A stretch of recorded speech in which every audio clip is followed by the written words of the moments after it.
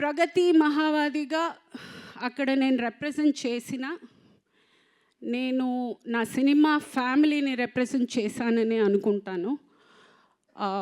అంత పెద్ద ఒక స్టేజ్లో నేను అంత ధైర్యంగా నిలబడగలిగాను అని అంటే ఇక్కడ ఆల్రెడీ ఉన్న ఒక అనుభవంతో అయి ఉండొచ్చు, ఆ స్టేజ్ ఫియర్ లేకపోవడం అయి ఉండొచ్చు. సో డెఫినెట్గా this is for the entire cinema. Start చేసినప్పుడు చాలామంది కింద నీకు ఈ వయసులో అవసరమా, జిమ్ బట్టలే వేసుకోవాలండి, నేను చీర కట్టుకుని చుడిదార్ వేసుకుని చేయలేను. ఫస్ట్ నాకు డౌట్ వచ్చింది, ఏమన్నా తప్పు చేస్తున్నామా, ఇంత దరిద్రంగా తిడుతున్నారే, ఇంత అసహ్యంగా ఫీల్ చేస్తున్నారే, నేను ఏమన్నా తప్పు చేస్తున్నానా?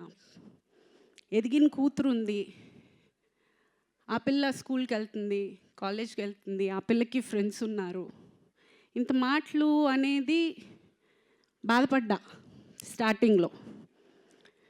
సరే ఓకే, ఆ బాధని ఆన్సర్గా ఈరోజు అందరికీ వచ్చింది అనుకుంటాను. ఎవడెవడైతే ఈ వయసులో అవసరమా అన్న ప్రతి ఒక్కడికి ఇదే అండి నా ఆన్సర్.